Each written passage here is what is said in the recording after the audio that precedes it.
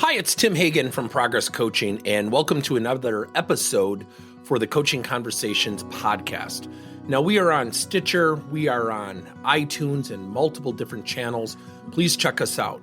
Now, one of the things that you'll get out of our podcast episodes is a lot of content, a lot of strategy. It's not fluff, it's not concept, yet we really want you to engage with the content and let us know your feedback. If you have any questions, feel free to reach out to us. If there's topics you'd love to have us address, we would love to share them with you.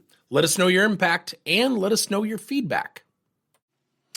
Welcome to Reverse Engineered Coaching, Part 2. I think about coaching, and I'm looking at it probably for the first time in years really differently. You know, I was talking to a good friend of mine, a great sales expert, nationwide, Mike Carroll from Intelligent Conversations. And I was telling him of this discovery, and we call them coaching badges. And a badge is where you complete a conversation, okay? And I think about what we do from a linear standpoint. You know, hopefully we train people on a good coaching methodology, we practice that conversation, and then we send them out in the field. And we kind of wonder, are they coaching? And many companies will say things like, well, we really want to know, or we wanted someone to sit there and observe. I think we have to be very careful that we're getting authentic conversations. I'll be candid. I have no problem role-playing in front of a group.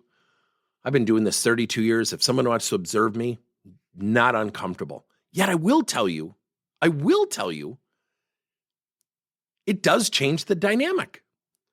And I once had someone, could I just sit in and see you coach? I said, sure. And he interjected, and I looked at him, and I kicked him out of the room because it wasn't fair to the person that I was coaching.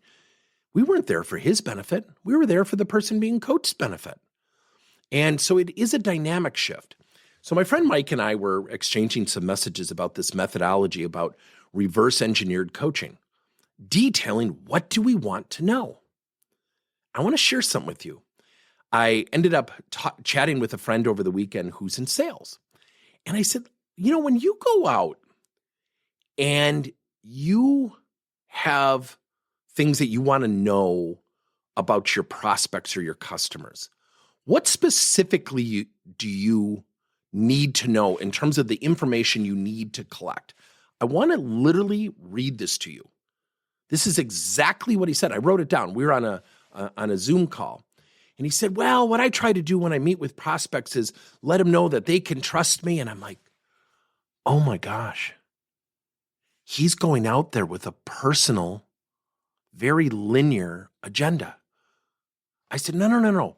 What's the information you want to know? He said, well, it depends. It doesn't, everybody. I said, wow, this is really interesting. He goes, well, what do you want to know? I said, I want to know, number one, do you have a coaching program? Number two, how are you measuring it? Number three, how often are you practicing? Number four, do you have ratings of your leaders who are coaching?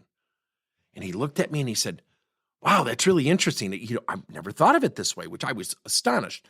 Now, I've always said sales and coaching parallel each other. They do. They run side by side with each other. I really believe that. But isn't that interesting? Isn't that interesting? So our objective when we're coaching someone for career development, isn't our objective to find out what do you want to do with your career? In terms of a motivation conversation, don't we want to find out what specifically motivates them and what are the milestones they see they need to achieve to do that? If we're coaching someone to handle, let's say, as Mike and I were talking about sales objections, don't we want to know what sales objections you got and what the next steps are and how you handled them and what's your comfort level with those objections and what do you perceive the buyer or the prospect's reaction to your reaction on those objections to be? What I think we have to do is itemize what do we want to know and then prompt people to take time to develop questions to go get that information. Reverse engineered coaching is really reversing things, saying, you know what? Here's the information we need to know. Let's craft some really good coaching questions to get there. What we've been doing is saying, here are some great coaching questions, go apply them. And we kind of wonder if it's working. Welcome to Reverse Engineered Coaching, Part 2. Thank you for listening to another episode of Coaching Conversations by Tim Hagen and Progress Coaching. Now, our company is always coming out with new and innovative solutions to help leaders coach their employees. And recently, we just created a new service called Coach to You, where leaders can pick and choose topics and assign 7 to 21 day programs for employees to learn and, more importantly, apply actions and then reflect and share what they're going to do going forward as a result of the learning. It's called Coach to You. We're literally bringing coaching to your employees. If you're intrigued, we'll have a link in each one of our episodes where you can get more information. And again, thank you so much for listening to another episode.